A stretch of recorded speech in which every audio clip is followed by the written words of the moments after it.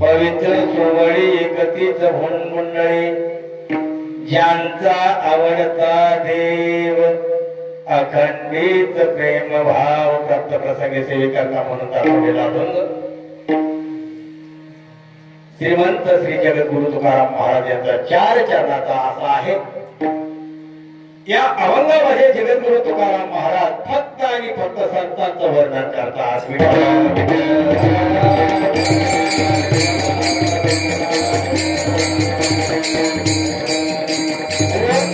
असताना अभंगाची भूमिका बघा सज्जन हो,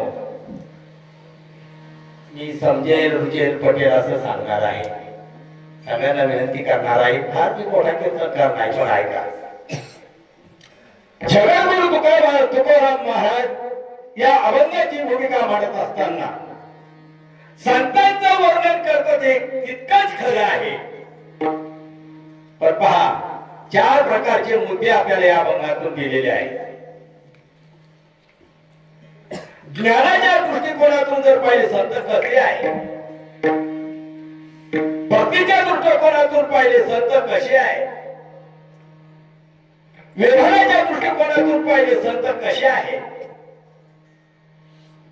प्रत्येक चरणामध्ये महाराजांनी त्याचं विश्लेषण तुमच्या आमच्या पुढे ठेवलं आणि या युक्तीने जर संत असतात त्यांची जर सेवा केली तर ती पांडुरंग परमात्म्याला प्राप्त होते। आता या अभंगाचा सरळ धावता अभावार्थ आहे विठ्ठल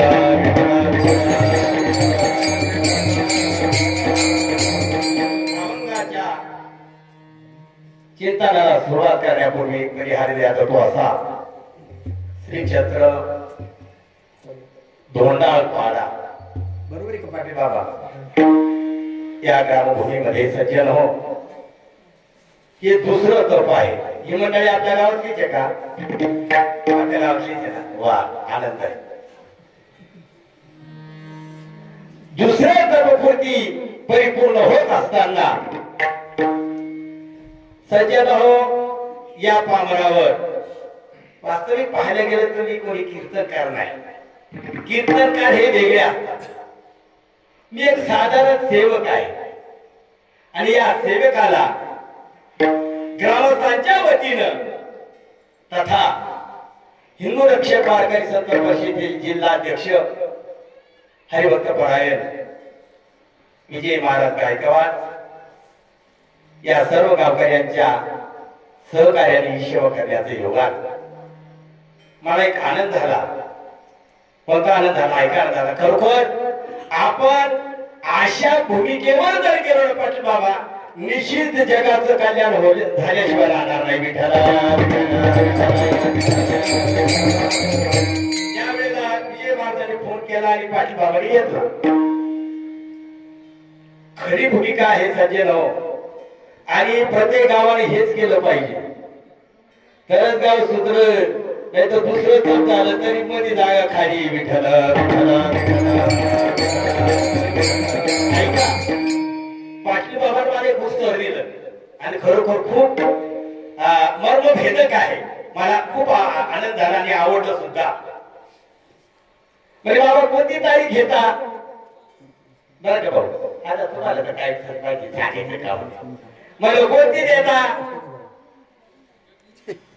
त्याला सांगितलं म्हणजे जर पुढे जर घेते 2-4 दिवस तुमची सेवा करण्याचे मला येईल, पण त्याचं उत्तर इतकं गोड आलं की म्हणजे बाबा तुमचं आम्ही कीर्तनच ऐकलं नाही विठ्ठल विठ्ठल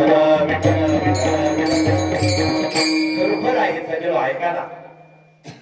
प्रत्येक गावकऱ्यांना विनंती आहे, प्रत्येक धर्मकर्त्यांना विनंती आहे की सज्जन हो जोपर्यंत आपण पालन करून घेत नाही ना तोपर्यंत समाजाचा उद्धार होणार नाही दादा। या करता सगळ्यांना विनंती करतो सज्जन हो युट्यूब वर जाऊ नका, वर जाऊ नका। आतापर्यंत आपण फसत आलो याचा विचार अजून आपण केला नाही, कारण हा जो नरदेह तुम्हाला आम्हाला मिळालेला आहे दुर्लभ मनुष्य देह देही नाम क्षण भंगुरा महाराज वर्णन करतात बाबा हा नदी तुम्हाला दुर्लभ मिळालेला आहे आणि या नद्याची किंमत जर हसल्यावर जर घालवली सज्जन हो तर जन्माला येऊन सुद्धा उपयोग नाही. विठ्ठला विठ्ठला विठ्ठला ऐका त्यातली त्यात सज्जन आनंदाची गोष्ट आहे. आज या ठिकाणी आपल्या दिंडोरी तालुक्यातील गाणकोगळा म्हटल्या तरी चालेल उपस्थित असणारी गायक मंडळी आता सगळ्यांचे नाव घेत नाही मला माफ करा कारण पावसामध्ये 15 मिनिटे गेली मी मोजून पाहिजे. या ठिकाणी दिंडोरी तालुक्यामध्ये गायक मंडळी या ठिकाणी उपस्थित आहे. सज्जनो तुम्हाला ही धन्यवाद देतो तुमचे आभार मानतो कारण धर्मरक्षणा करता आपल्याला हे करणं गरजेचं आहे. सगळ्यांचे एका मनपूर्वक आभार मानतो. आमचे हरिभक्त परायण नामदेव महाराज ते सुद्धा या ठिकाणी उपस्थित झाले त्यांनाही धन्यवाद देतो. आमचे युवा कीर्तनकार इकडे करण महाराज आहे संतोष महाराज आहे आमचे भाऊ आहे फक्त भाऊ म्हणून घेतो तुम्ही समजून आमचे म्हणजे उत्कृष्ट आमचे जोडीदार आहे. आमचे काय नाव नाही हा माझ्या आठवणीत होतं जर सोमनाथ महाराज आहे. सगळ्यांना विनंती करतो धन्यवाद देतो. आपण एक तास सेवा करणार आहे. आमचे पाटील मास्तर दादा आहे गावातले पाटील बाबा आहे. आता गावातले पाटील बाबा म्हणजे बियाणा घ्या आणि बियाणा घ्या उभा असल्यानंतर आम्हाला काय देते विठ्ठल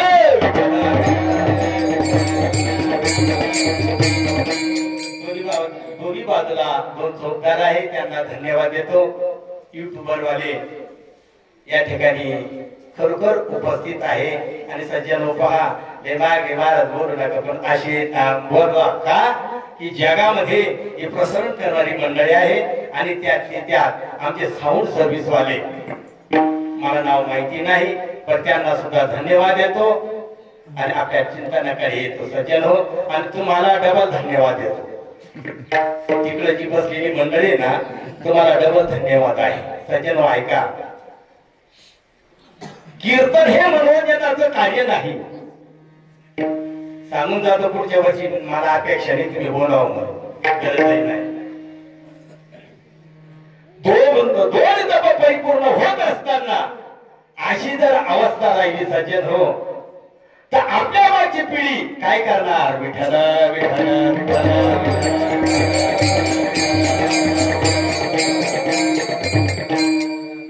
मला माफ करा कारण कीर्तनाची मर्यादा आहे.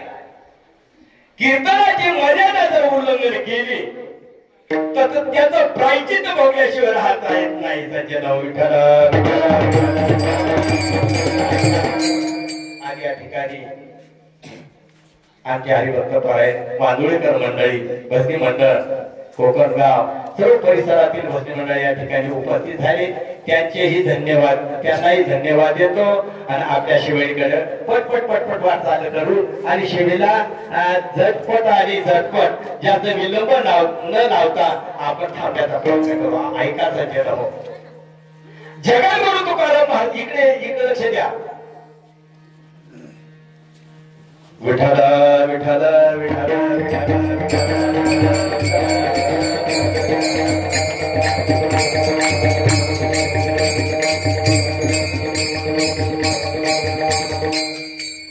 शेळके महाराज खरोखर त्यांच्या मनाचा मोठेपणा आहे. ऐका जगागुरु तुकाराम महाराज मुद्दा लक्षात ठेवा. मी आधी काय सांगून गेलो सगळे कीर्तनकारी जास्त बोलायचं कारण नाही. काय सांगितलं जगागुरु तुकाराम महाराज या अभंगामध्ये वर्णन करतात पण कुणाचं करतात माझा भाऊ कोणाचं संतांचं जाऊन आले इकडं मुद्द्याकडे लक्ष द्या. अजून एकदा सांगून जातो जगागुरु तुकाराम महाराज 4 प्रकारचं संतांचं वर्णन करतात. ज्ञानाच्या दृष्टिकोनातून संत कसे आहेत सगळ्यांनी लक्षात ठेवा. मी कधी विचारू शकतो बरं का उभी असणाऱ्या मंडळीला भक्तीच्या माध्यमातून संत कसे आहेत व्यवहाराच्या माध्यमातून संत कसे आहेत आणि जगद्गुरु तुकाराम महाराज वर्णन करीत असताना अशा प्रकारचे जर संत असले आणि त्यांची जर सेवा केली तर निश्चित पांडुरंगाला प्राप्त झाल्यावर राहणार. गोड आहे सज्जनो, ऐका ना. आज या ठिकाणी काय चालू आहे माहितीये? ग्रंथाला, श्री ग्रंथाला ज्ञानेश्वरी पारायण. पाठीमागे किती मंडळी बसली पारायणाला?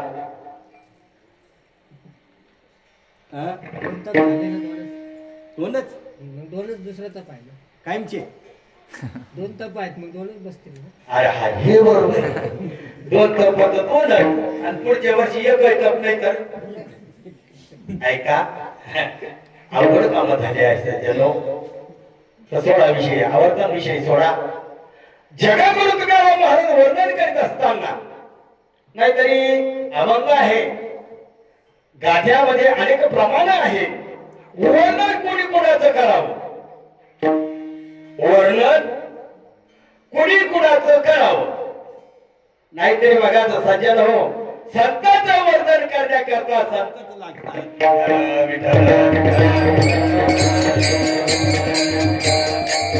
माझं प्रमाण आहे बहुदर झाली मैस गाय परी का होईल काम धेनू. एखाद्या वेळेला मैस भरपूर दूध देईल परंतु काम धेनू होणार. महाराज हेच वर्णन सांगतात की बाबा संतांचं वर्णन करण्याकरता फक्त संतच लागतात. सांगू जातो ऐका. माऊली ज्ञानोबारायांनी ज्ञानेश्वरी मध्ये अशी उभी घालून दिली, कारण मोठेपण हे कोणालाच आवडत नाही. भाऊ आवडतं का? नाही.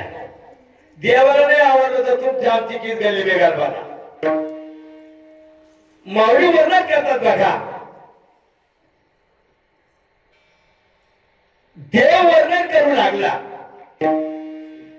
आणि वर्णन करत असताना आत्माने चोखडी आहे आणि संत माझी रुपई आहे. देव वर्णन करतो कोणाचं? सम्राट महाराज कोणाचं वर्णन करतात? संतांचं. पण संतांचं वर्णन करीत असताना देव स्वतःचाच मोठेपणा दाखवतो. विठाला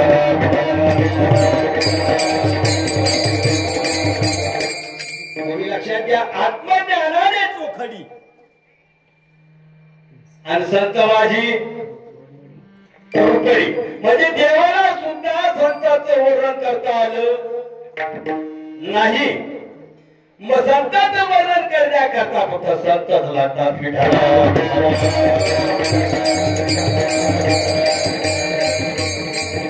ऐका दादा, आपण या अभंगाचं चिंतन करीत असताना एक सोप्या गतीने जर आपण प्रवेश केला तर सगळ्यांना कळेल.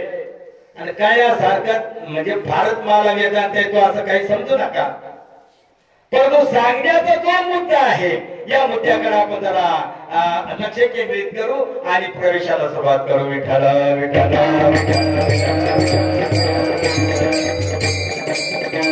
ऐका, बसलेल्या मंडळीने एक विनंती करतो, भाऊ जिडं बसले असे तिथं बसा, पण किमान विठ्ठल विठ्ठल तरी म्हणा.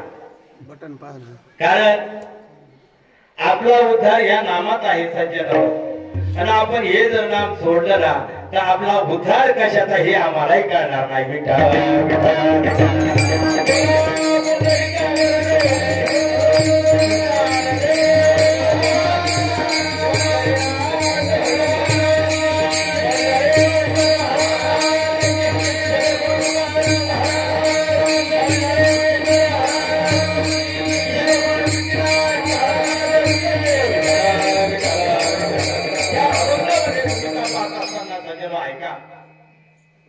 काय शास्त्राचे प्रकार आहे, शास्त्राचं काही वाङ्मय आहे. महाराज वर्णन करतात एक माननीय आहे, एक पूजनीय, आदरणीय, एक पूजनीय एक तेजनीय आणि एक वर्णनीय. या शब्दाचा जर आपण विचार करू गेलो सज्जन तर ऐका, माननीय कुणाला म्हणायचं आपल्या ध्यानात आलं. आता मागे गेलं ना, आपल्या ध्यानात आलं. माननीय कुणाला म्हणतात का त्यांना फक्त मानायचं, बाकीचं काय करायचं नाही. आणि त्यांना माननीय म्हणण्याशिवाय स्टेजवर सुद्धा येत नाही. तुम्ही समजून चाला ते कोण असतील असो. दुसरे जे आहे ते आदरणीय. भाऊ माझी भाषा समजते ना? हा म्हणजे आपण एका जिल्ह्यातले तसं काही समजू नका. हा एखाद्या वेळेला भाषामध्ये थोडा बदल होईल, परंतु काम एकच आहे. हा दुसरा कोण आहे आदरणीय. माऊली तुम्ही तरी सांगा दुसरा कोण आहे. तुम्ही घाबरता का बरं? नाही ना, कीर्तन एकट्याच नसतं भाऊ. तुम्ही आम्ही खेळी बेळी गदा रोळी आनंदे. बरं आम्ही आमच्या टाळकऱ्यांना विचारतो. पहिला कोण माननीय, दुसरा आदरणीय, तिसरा पूजनीय, चौथा तेजनीय आणि पाचवा मुद्दा सांगतो मी. पाचवा कोण आहे वर्णनीय आहे. या शब्दाचा विचार करीत असताना सज्जन हो, माननीय कुणाला म्हणतात तुमच्याकडे? माननीय कोणाला म्हणतात? आमदार खासदार. वा, आमदार खासदारांना काय म्हणतो आपण? मान्य का काय म्हणतो? माननीय ना. काय म्हणतो? माननीय. आदरणीय कोणाला म्हणतो? किती सोपं आहे हो आपल्या संस्कृतीमध्ये बाबा. आदरणीय आदरणीय कुणाला म्हणतो? घरातल्या वडील धाडील माणसांना काय म्हणायचं? काय म्हणायचं?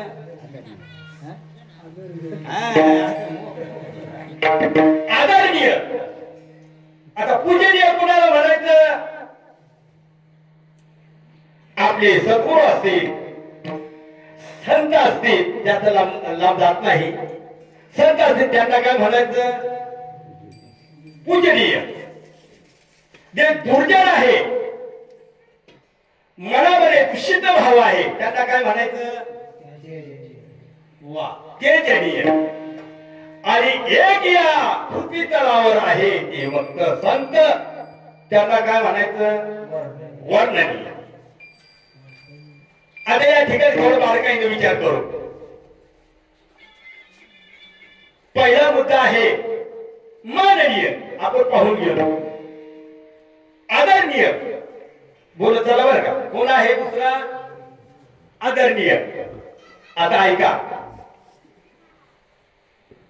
वडील धारील माणसाचा जो मान ठेवतो, कारण की लहान मुलांना आपण शिकवण देतो ना, लहानाने मोठ्याचं काय करावा?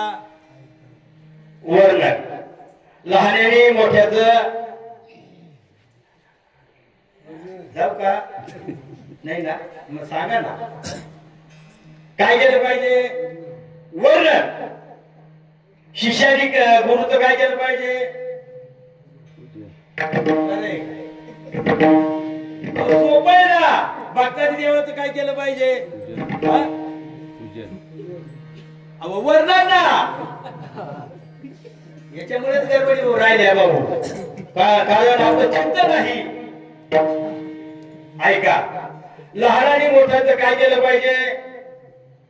तीनदा सांगण्याकरता म्हणजे वेळ जातो, पण मुद्दा लक्षात घ्या. लहानाने मोठ्याचं काय केलं पाहिजे? वर्णन. शिष्याने गुरुचं काय केलं पाहिजे? वर्णन म्हणा ना. भक्ताने देवाचं काय केलं पाहिजे? मराठी बाबा अवघडे काय केलं पाहिजे? वर्णन म्हणा ना. काय पाहते माझ्याकडे? वर्णन काय केलं पाहिजे? वर्णन. भक्तांनी देवाचं काय केलं पाहिजे? वर्णन. बरोबर आहे ना. नवऱ्याने बायकोचं काय केलं पाहिजे? काहीच नाही काय विठ्ठल विठ्ठल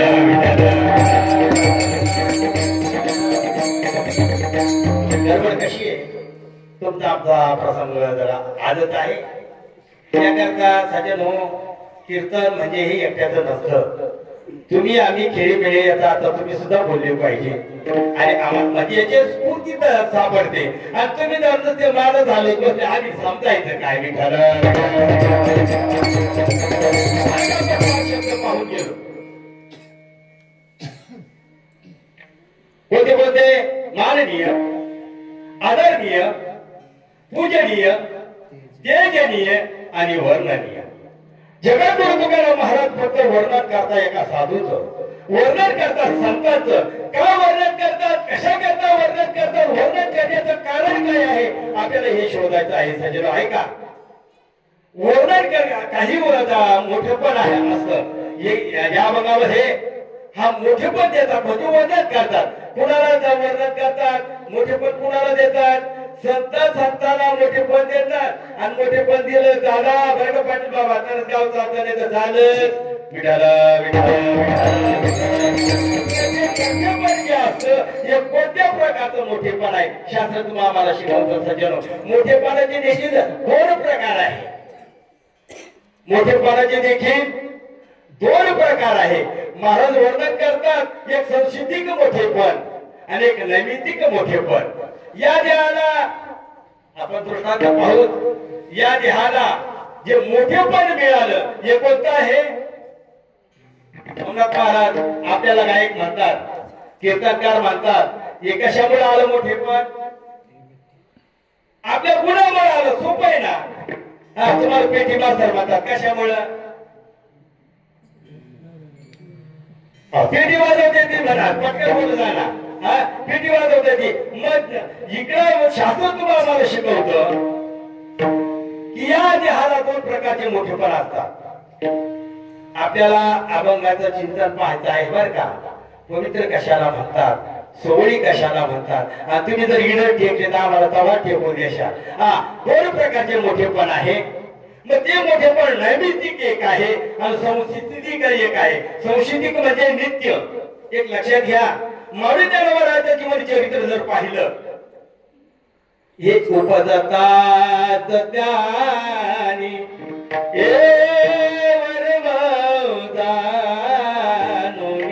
बाबा हे उपजतात ज्ञानी आहे हे मोठेपण कोणतं आहे ज्ञानेश्वर महाराजांचं मोठेपण कोणतं आहे हे संस्कृतिक आहे म्हणजे नित्य आहे हो संतांचं जे मोठेपण आहे हे नित्य आहे आणि जीवाचं मोठेपण हे नैमित्तिक ना बाबा सोपं सांग का अजून नित्य आणि नैमित्तिक सोपे अर्थ आहे नाही का मग या जीवाचं मोठेपण हे कुठपर्यंत असतं काही वेळेला सजन मोठेपण नसतं मोठेपण नसतं पण मोठं म्हणून घ्यावं लागतं कारण तुम्हाला एक आठवण करून देतो 5 वर्षामध्ये एक योग येत असतो पहा सगळ्याच्या ध्यानात काय येतो एक योग येतो आणि त्या प्रारब्धाच्या अनुसार तो मनुष्य कोणीतरी बनतो आणि बनल्यानंतर ते वास्तविक जर पाहायला गेलं त्याला मोठेपण नसतं पण काही कारण असतं त्याला मोठं म्हणावा का मोठं म्हणावं लागतं पदवी येते म्हणून मोठं म्हणावं लागतं पण वास्तविक जर पाहायला गेलं तर तो मोठा नसतो जगद्गुरु तुकाराम महाराज सांगतात नवे शास्त्र सांगतात की बाबा जे संस्कृतिक जे मोठेपण आहे हे संतांचं आहे आणि नैमित्तिक जे आहे हे जीवाचं आहे जीवाला जे मोठेपण मिळालं हे क्षणिक काळ आहे आणि संतांना मोठेपण मिळालं ते चंद्र सूर्य आहे तोपर्यंत आहे विठ्ठला विठ्ठला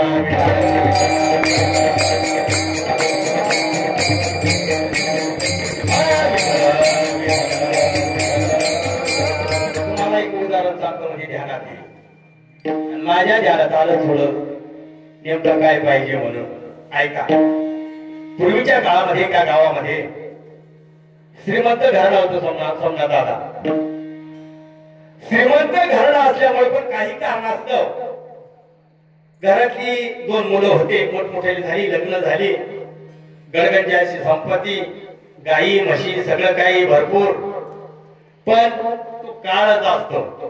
ते काय झाले वाहिनी. समजलं ना आता, विभक्त झाले. म्हणजे एका घराचे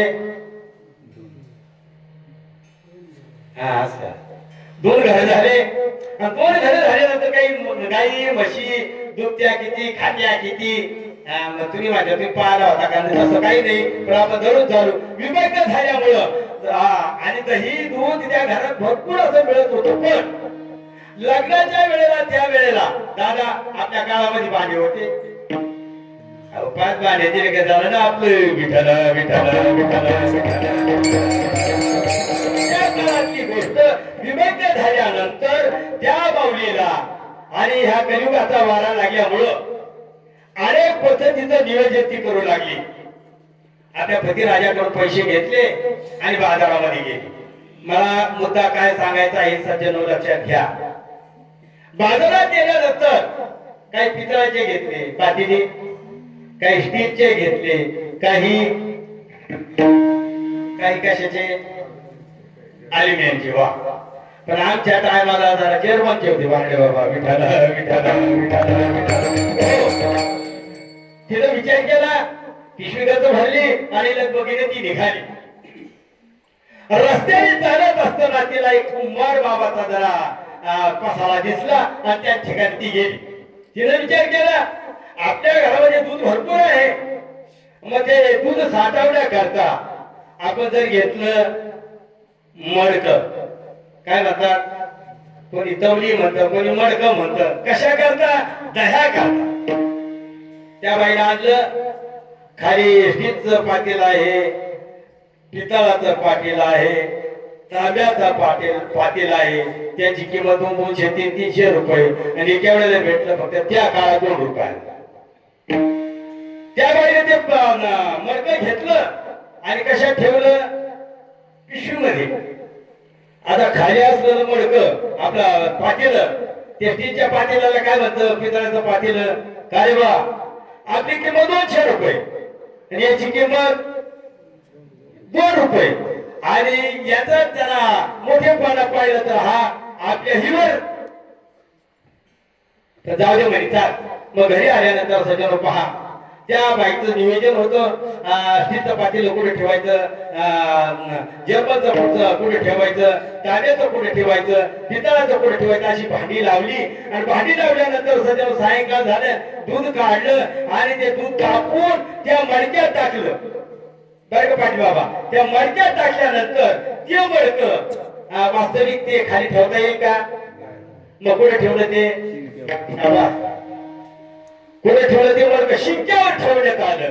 आता इकडे पातेल्याची झाली ना गडबड, नाहीतर हीच गडबड कधी चालू आहे. विठ्ठला विठ्ठला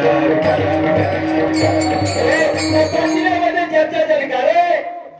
आपली किंमत 200 रुपये, 250 रुपये, 300 रुपये, याची किंमत 200 रुपये. हा आपल्यावर आजकाल हो, याच्यातच आपले जीवन चालले. एकमेकांचे पाय वाढण्यामध्येच आपले जीवन चालले. मग ते पाटील म्हणू लागलं, ठीक आहे म्हणे, ज्याचे जसं प्रारब्ध आहे, गेला असं जाऊ दे. नाही नाही, पण हे चुकीचं झालं म्हणे. बरं ठीक आहे. मग ते दही त्या मडक्यामध्ये ठेवलं आणि ते दही टायमाला घेत असायची. मग असा काही काळ गेला. काळ गेल्यानंतर सज्जनो प्रकार असा घडला, त्या गाई म्हशी आटल्या आणि ते मडकं कुठं आलं? खाली आलं. दृष्टांत मोठा गमतीचा आहे. मग खाली आल्यानंतर सतत त्या बाईने विचार केला, मग ह्या मडक्याचा काहीतरी उपयोग घडला पाहिजे, नाही का? आपण पैसे देऊन आणलेला आहे, मग याचा काहीतरी उपयोग घडला पाहिजे. म्हणून गाई म्हशी आटल्या. मग तिनं भाजी बनवली, सुंदर अशी भाजी बनवली. अनेक पद्धतीचे दर्जेदार मसाले घालून ती भाजी बनवली आणि ठेवली कशात? त्या मडक्यात. पण त्या मडक्याचा परिणाम काय होता? त्याचा जो आंबूसपणा होता, तो आंबूसपणा त्या भाजीला लागला आणि भाजी तुमच्याकडे काय म्हणता भाऊ? विटली. ती भाजी विटली. तिने खायला घेतली हाताला. पहिला घास घेतला. पहिला घास घेतल्यानंतर तिला चांगला लागला का? झाला नाही. तो तोंडातला घाट खाली ठेवला आणि बाईला रागा कोणाचा मडक्याचा. त्या भाजी सहित मडकं घेतलं बाहेर आली आणि दगडावर झाल्यावर बाऊला ठेवलं पाहिजे विठ्ठला.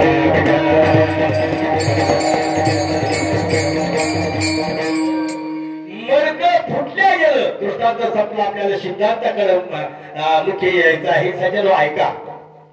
जोपर्यंत या देहात आत्मा आहे बर का पृथ्वी दादा, जोपर्यंत या देहात आत्मा आहे तोपर्यंत हे शरीर कुठं असत? शिंक्यावर. कोणी दादा म्हणत, कोणी काका म्हणत, कोणी बाबा, काय काय या शरीराला नाव देतो. पण कुठपर्यंत? जवळ हे सकाळची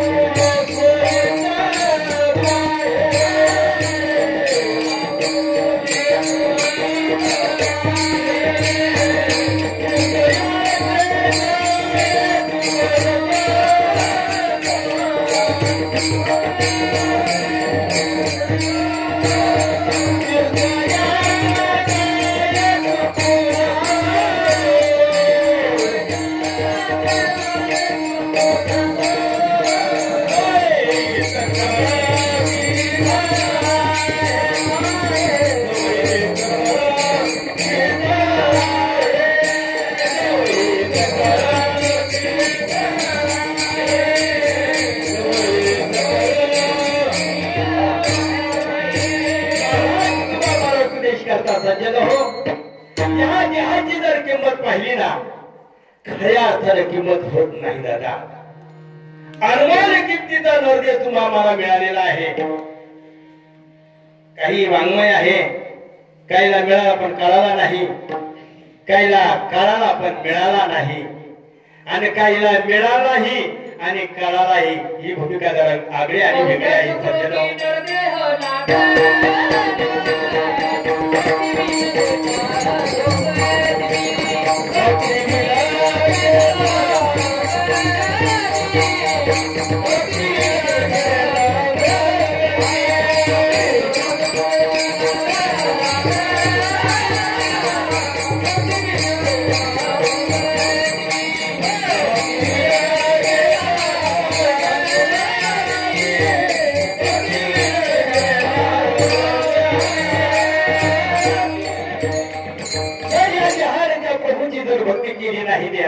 सज्जन हो, तर निषेध आपल्याला अधोगती प्राप्त झाल्यावर राहत नाही.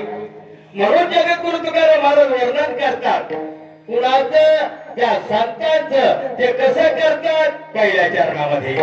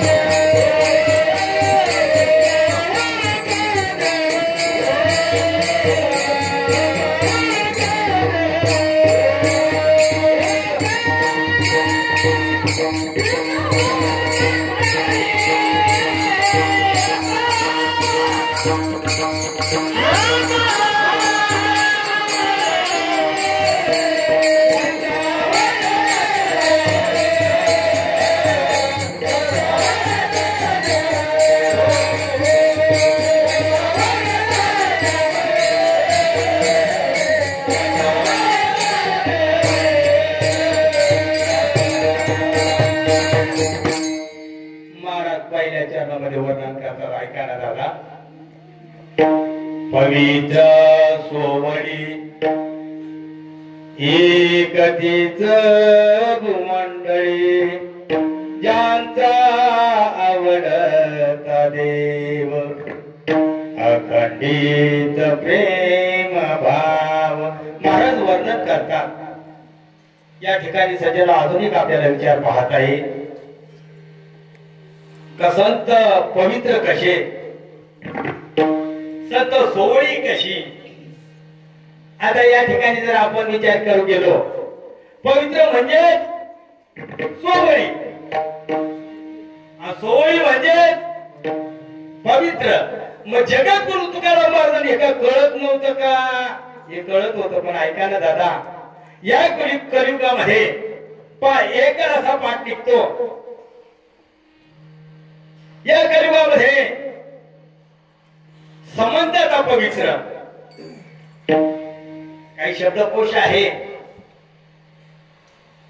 संस्कारता पवित्र, कालतः पवित्र, देशतः पवित्र. पवित्राचे काही प्रकार आहे. तुम्हाला एक उदाहरण सांगतो. गाय ही पवित्र का अपवित्र? समाजासारखं सांगतो. गाय पवित्र का अपवित्र? हा, जेवण झालं का? विठाला विठाला. गाय कशी आहे? पवित्र आहे, पण ती काही कालापुरती पवित्र आहे. जोपर्यंत जिवंत आहे तोपर्यंत गाय पवित्र आहे.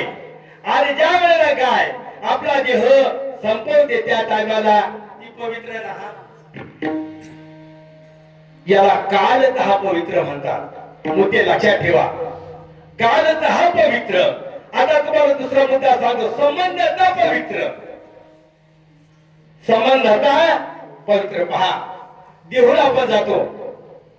देहुला गेल्यानंतर सज्जन हो, जगद्गुरु तुकाराम महाराजांचं दर्शन घेतल्यानंतर पाठवा आपण कुठे जातो? मग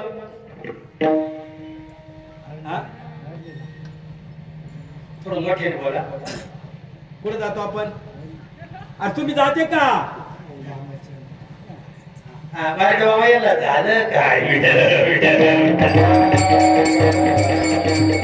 मी कशा करता सांगतो सज्जन, मुद्दा लक्षात घ्या. संबंधता पवित्र. संतांचा संबंध ज्या ठिकाणी आला ते गाव, तो देश काय असतो? पवित्र. तुम्हाला आता मुद्दा मोकळा सांगतो. जगद्गुरु तुकाराम महाराज ज्या वेळेला प्रपंचातून विरक्त झाले, जगद्गुरु तुकाराम महाराजांची जर अवस्था पाहिली, प्रपंचाचा जर विचार केला सज्जन हो, आधीचे ते होते श्रीमंत, पण त्या श्रीमंतीमध्ये सज्जन हो देवाचा विसर पडला. देव आठवला नाही. जगद्गुरु तुकाराम महाराजांना एक प्रमाण आठवलं. मरणाच्या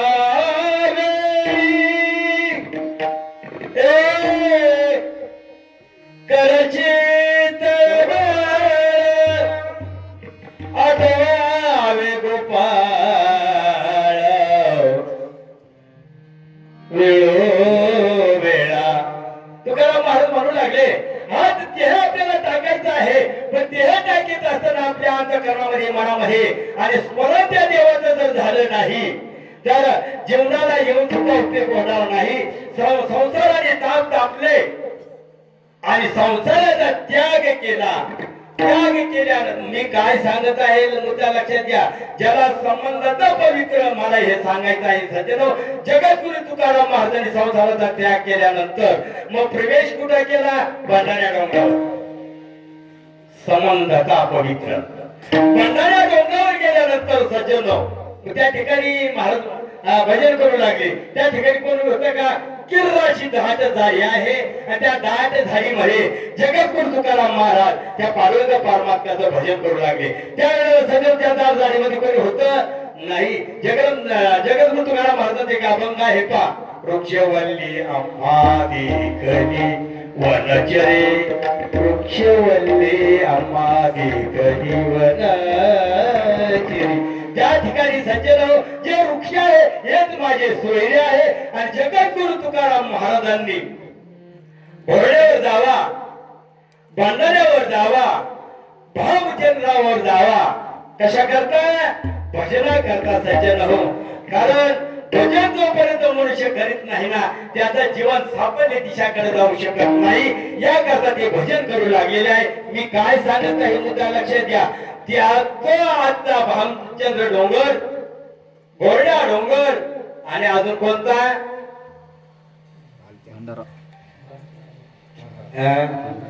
कोणता डोंगर राहिला, भंडाऱ्या डोंगर. सज्जन पहा, आज जर आपण देवला गेलो, जगद्गुरु तुकाराम महाराजांचं दर्शन घेतो आणि भंडाऱ्याकडे प्रवेश करतो. का, संबंध पवित्र. जगद्गुरु तुकाराम महाराजांचा संबंध त्या डोंगरावर आला म्हणून तो डोंगर आज पवित्र आहे. विठ्ठला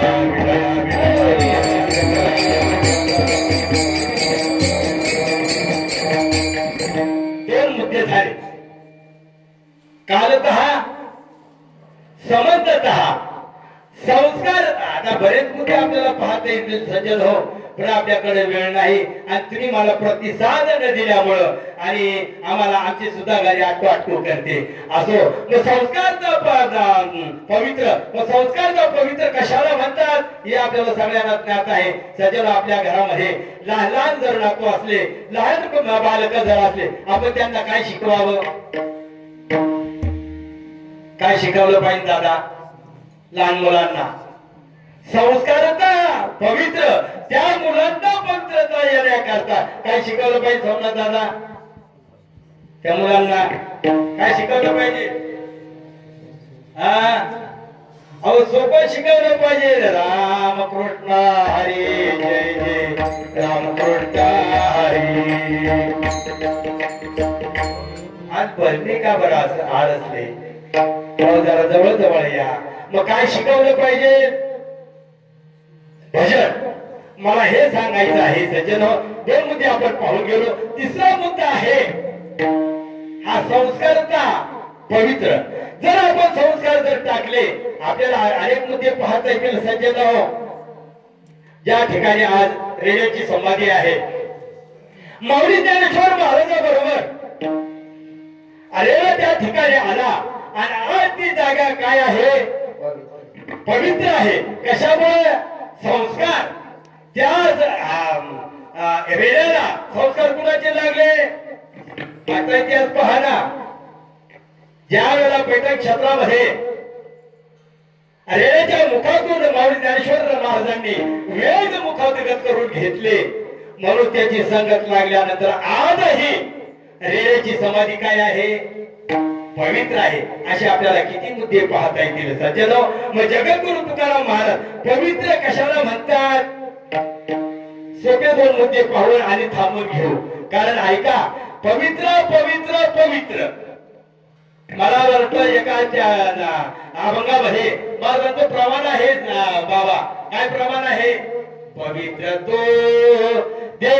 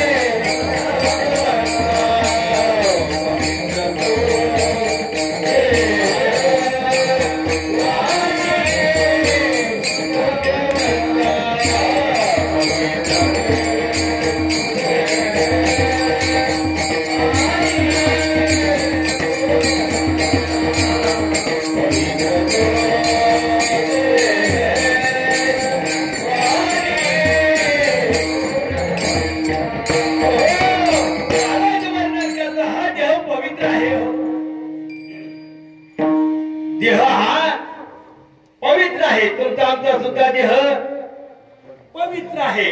पण पवित्र असताना सज्जनो आपल्याकडून एक चूक झाली. एक दृष्टांत ठेवतो म्हणजे लक्षात येईल. पूर्वीच्या काळामध्ये एक वन असायचे पहा. जसं आपण भाताच्या कोंड्या करतो का, करतो का? मग या न्यायाप्रमाणे वन असायचे. हरणाचं वन वेगळं, घोड्याचं वन वेगळं, सिंहाचं वन वेगळं, असे प्राण्यांचे वन असायचे. एका वेळेला एक मनुष्य रस्त्याने जात असताना ते वन जे होतं हे घोड्याचं होतं. वन कुणाचं होतं? घोड्याचं. आता वास्तविक पाहायला गेलं घोड्याच्या काही मनात यायला पाहिजे का?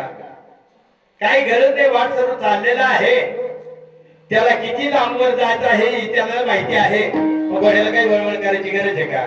पण विनाकारण घोडे वळवळ करतात. विठाला विठाला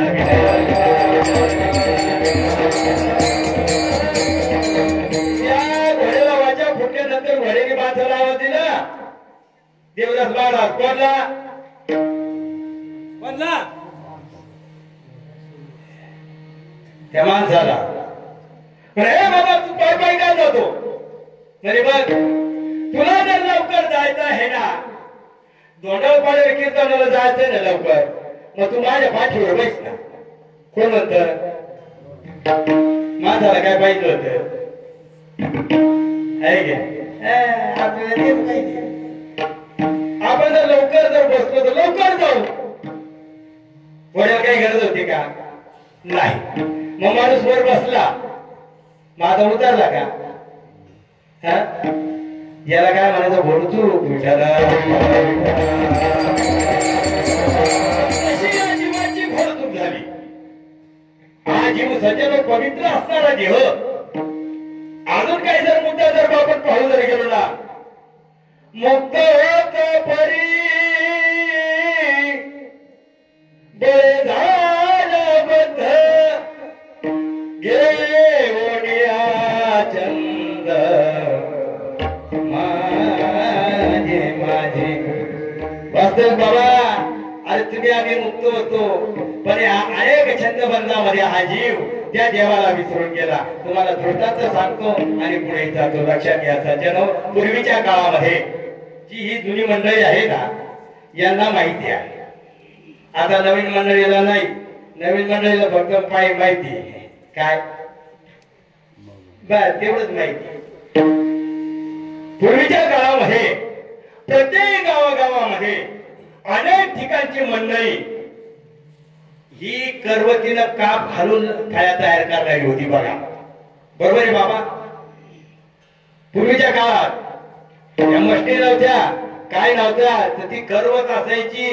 2-4 लोक असायचे. त्या करवतीला बरोबर मोठी करवत असायची, आम्हाला चांगली आठवती. आणि ती करवत घेऊन त्या फळ्या बनवत असायचे. मग एका शेतकऱ्यांनी त्या फळी काढणाऱ्याला, त्या लाकूड तोडणाऱ्याला सांगितलं, बाबा माझ्याकडे लाकूड आहे, मला फळ्या काढायच्या आहे, याकरता हे झाड तुम्हाला पाडावं लागणार आहे.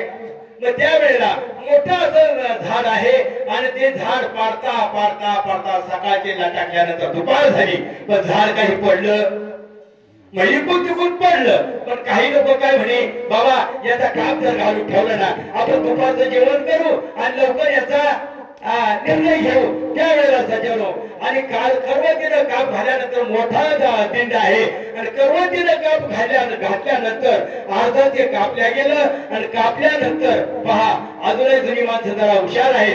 त्या कापामध्ये जर वेळ आपल्याला असली, त्या कापामध्ये जर वेळ जर झाला तर ते जीव हा मिळू शकतो. म्हणून त्यांनी काय ठोकली मध्ये खोटी. काय ठोकली? का ठोकली? खोटी का ठोकली? का मिळू नये म्हणून काय ठोकली? खोटी ठोकली. आता खोटी ठोकल्यानंतर ते आजूबाजूला एका विहिरीवर गेले आणि जेवण करण्याकरता बसले. सज्जन, दुपारची वेळ आहे, कडक ऊन पडलेलं आहे. त्या वेळामध्ये काही झाडावर माकड बसलेली होती. का कोण बसली होती? कोण बसती? झाडावर बसतात. कोण बसतात? माकड बसतात. आता त्या माकड्यांनी पाहिलं की लाकूड खाली पडलेलं आहे, यांनी काहीतरी केलेलं आहे, आपण जाऊन पाहावा. माकडाला काही गरज राहत नाही, पण गरज असल्याशिवाय ते भाजल्याशिवाय राहत नाही. ते त्या ठिकाणी गेले आणि त्यांनी ते मोठं दिंड पाहिलं आणि दिंड पाहिल्यानंतर सज्जन प्रकार असा घडला काप मोठा पडलेला होता आणि हे जाऊ त्या कुटीला बिलगलं. कोण बिलगलं? तेव्हा मुद्दा लक्षात घ्या, जरी भाषा कळत नसत पण मला प्रतिसाद द्या. आणि बसलं आणि हातात काय घेतली? खुटी. आणि खुटी घेतल्यानंतर आपली शेप त्याला वाटलं आपण मध्ये घालून पाहू. कशात? कशात? कशात? त्या कापात. आता खुटी ठोकल्यामुळं तो काप जरा मोठा झाला आणि काय घातली? शेळके बाबा काय घातली? बोला ना. काय घातली? शेप. आता ते कापलेलं लाकूड त्याच्यातून गारगार हवा आहे. ते जोडीदार म्हणजे काय गारगार गार बिलबिली रे म्हणे. शेपूट मध्ये असं हलवायचं आणि हातामध्ये विनोदाचा भाग सोडा. मला विनोद सांगायचं पण विनोदाचा उपयोग नाही सज्जनो ऐका. ती शेपूट मध्ये घातली आणि खुटीला तो मस्त हलू लागला. घेणं नाही आणि देणं नाही पाटील बाबा. पण धरली काय? खुटी. मध्ये काय घातली? शेप. हलू काय लागला? मग ती खुटी म्हणेल का चांगला जरा मस्त हलू राहिला म्हणून. प्रकार त्याचा असा घडला. हलवता हलवता हलवता खुटी निघली, शेप अडकली. विठ्ठला मसाला पिया देऊ लागलं पण शेप निघली नाही. आता ती कशी निघली असेल हा विषय सोडा, त्याचा सिद्धांत पहा. सजनो हा जीव मुक्त होता कारण आईच्या गर्भशयामध्ये त्या भगवंतानी तो आम्हालाच दिलेला आहे. विठ्ठला विठ्ठला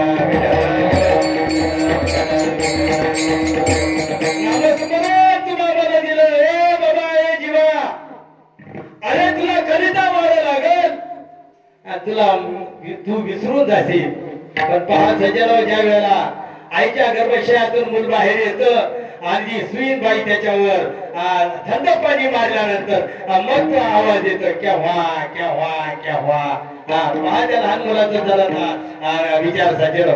मला कशाच करता सांगायचंय, या न्यायाप्रमाणे सज्जनो आपला देह हा पवित्र आहे.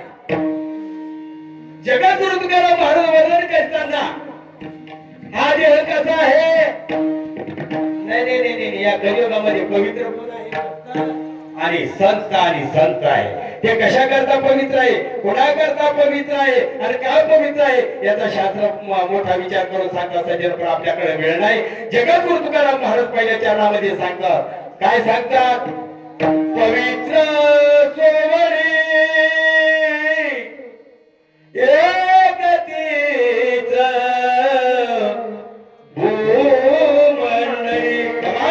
पवित्र आहे आणि या भूतलावर फक्त एक संत आहे. विठ्ठला विठ्ठला विठ्ठला विठ्ठला. आणि ते कशा आहेत? ज्याचा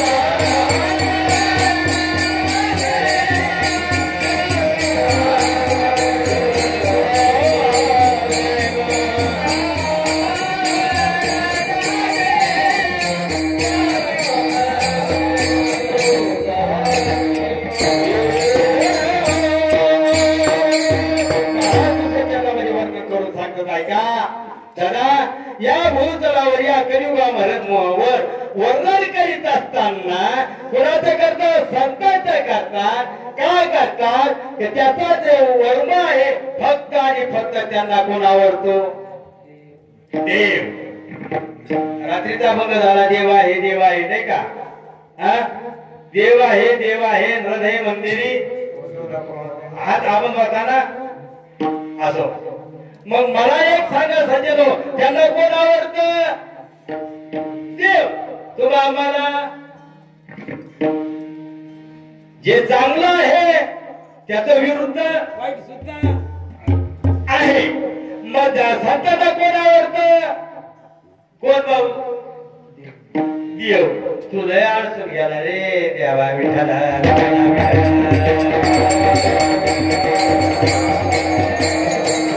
संतांना आवडतो देव आणि जीवाला आवडतो तो संसार सज्जनो पहा कितीही संसार केला आपण फक्त म्हणतो म्हणजे आजच्या साहित्यात देखील संसार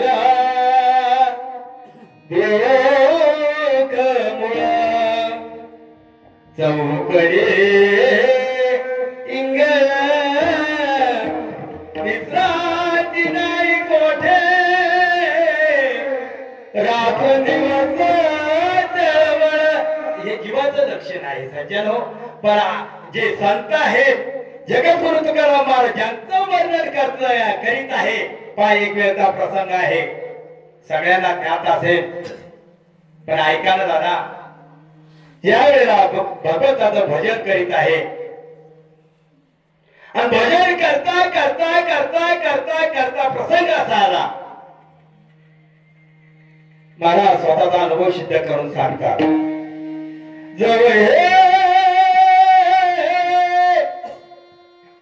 सगळं सिद्ध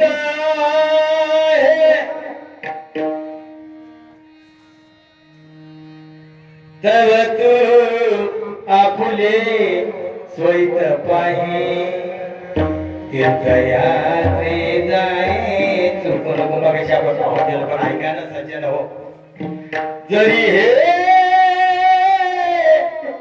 आकाशवर पडो पाय त्यांना संत म्हणतात ब्रह्मगोळ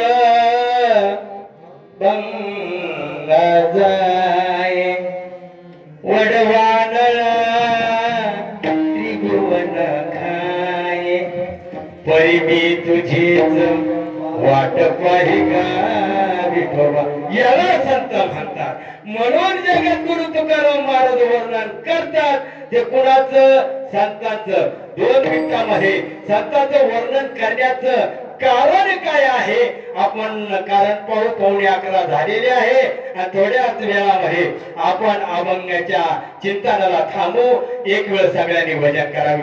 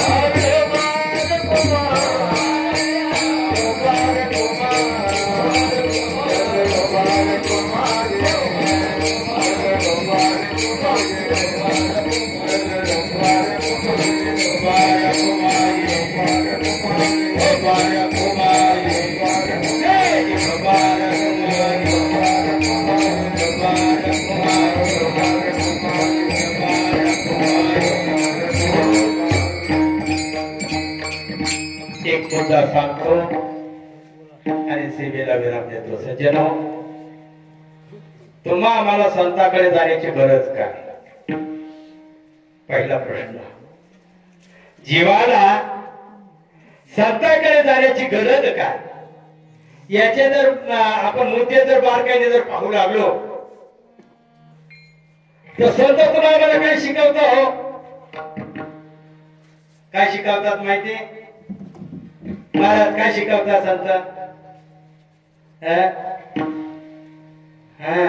काय शिकवतात की बाबा मोठे महाराजांचं प्रमाण पहा. काकडेवाडी मंडळी आहे त्या ठिकाणी अलासी कोटनिया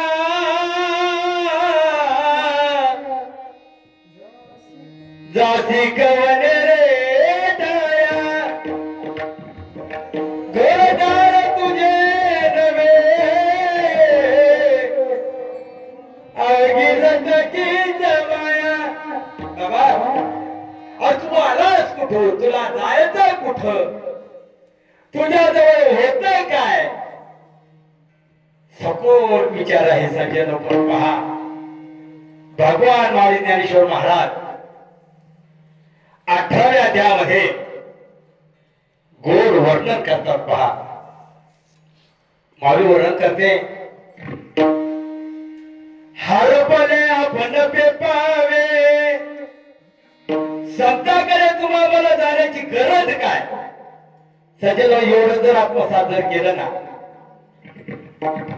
तर निश्चित आपला उद्धार झाल्याशिवाय राहणार नाही. बरं हे भगवान माऊलीचं वाक्य आहे. तर संता ते गिमसावे म्हणून वानावे ऐकावे त्याची सदा. सत्याचं तुम्हाला ऐकण्याची गरज नाही. याचा महत्वाचा मुद्दा आहे सज्जन हो. माऊली ज्ञानेश्वर महाराज वर्णन करीत असताना हरपले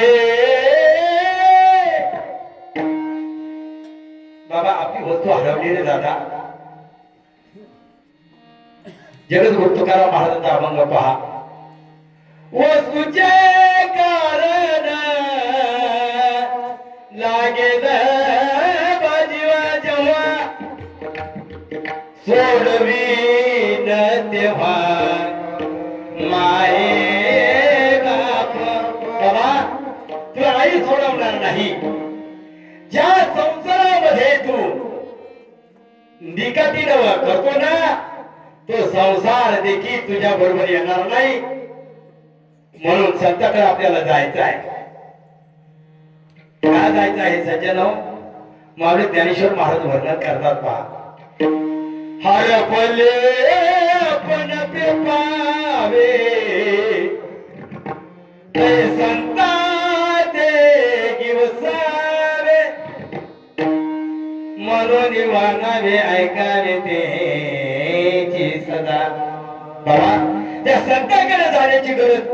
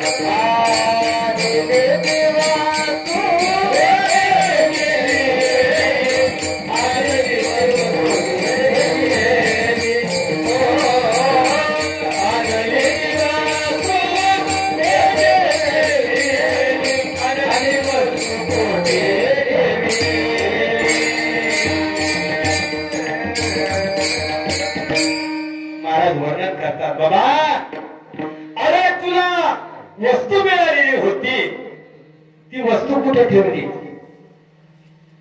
मागाशी पाहून गेलो सज्जन ऐका ना, त्या वस्तू करता तुम्हा आम्हाला संताकडे जायचं आहे म्हणून त्यांना वानावं, त्यांचं ऐकावं, कधी म्हणजे आपल्याला कामात आल्याशिवाय राहणार नाही. सज्जन ऐका, गोड मजा आहे.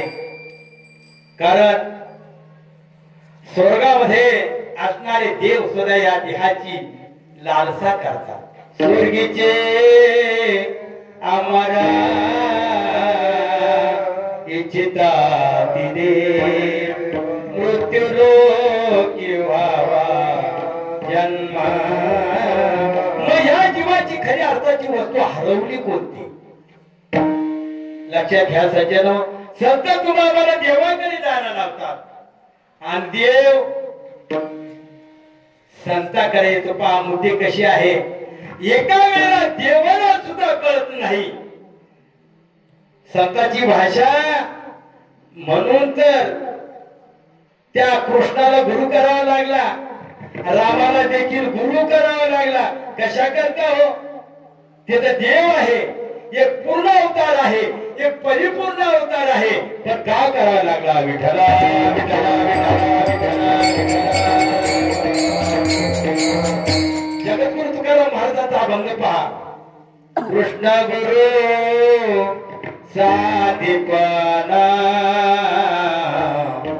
पूर्ण ब्रह्म दाविनी. सज्जन हो, गोड आपल्याला चिंतन पाहता येईल, पण बोलता बोलता वेळ भरपूर झालेला आहे.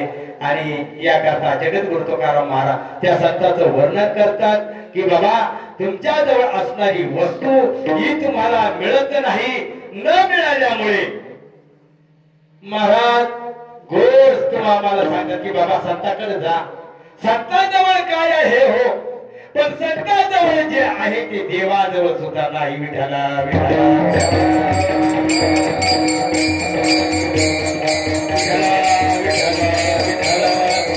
एकच वाक्य सांगतो पहा, महाराज वर्णन करता.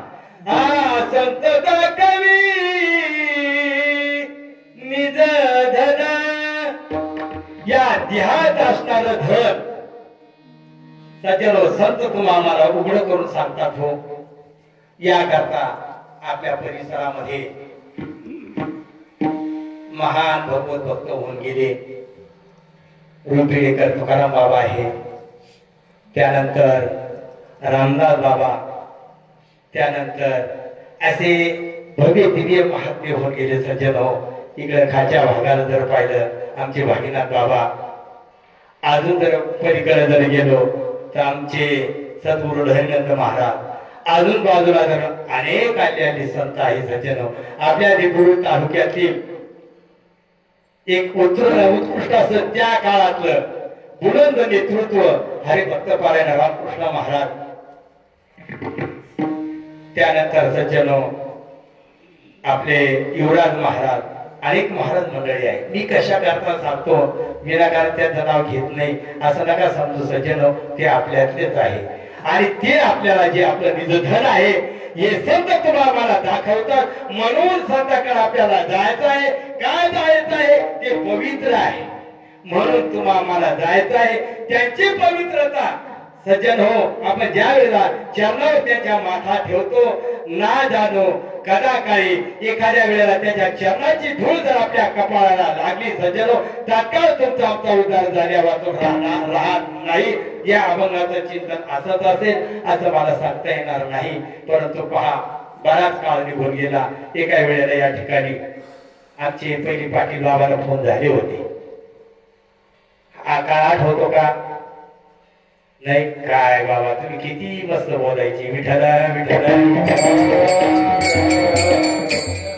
म्हणजे तो बराच मोठा काळ झाला. त्यावेळेला आमची मिटिंग घडली होती बघा, आता तुमच्या ध्यानात येईल. असो सज्जन हो, तुमचं मायबापाचं जे कृपा आशीर्वाद आहे असाच या बालकावर राहू द्या. म्हणजे पुनरुपी मला बोलवा अशी माझी इच्छा आहे, पण नाही सुद्धा. का सांगतो सज्जन हो, ऐका ना. प्रत्येक संतांचं वाङ्मय शोधा, गाफील राहू नका. गाफील जर आपण राहिलो सज्जन, आपल्या हाती काही येणार नाही. महाराज वर्णन करतात पहा. गाफील निजताना काळ देईना धोका. विनाकारण फुकट पापडी घालू नका. विचारा की बाबा एक दिवस आम्हाला जायचं आहे, पण जाण्याचा मार्ग तुझ्याकडून मोकळा होईल का? आणि मोकळा होत असेल तर सांग, नसन मोकळा होतो तू बी मोकळा हो. विठाला सज्जन हो, विचारणारा कोणी राहिलं नाही, म्हणून आमचं कंबर बांधायचं टिकलं. विठाला विठाला ऐका, युट्यूबकडे जाऊ नका. साधारण माणसं सज्जन हो, तुमचा आमचा उद्धार करू शकतील असं आम्ही आणि याच परंपरेमध्ये पाहिलेलं आहे. म्हणून सगळ्यांना विनंती करतो, बाबा आपलं हे अनमोल किमतीचं नरदी आहे, हा पुनरुक्ती आपल्याला मिळणार नाही याची सगळ्यांनी डोक्यामध्ये विचार ठेवा.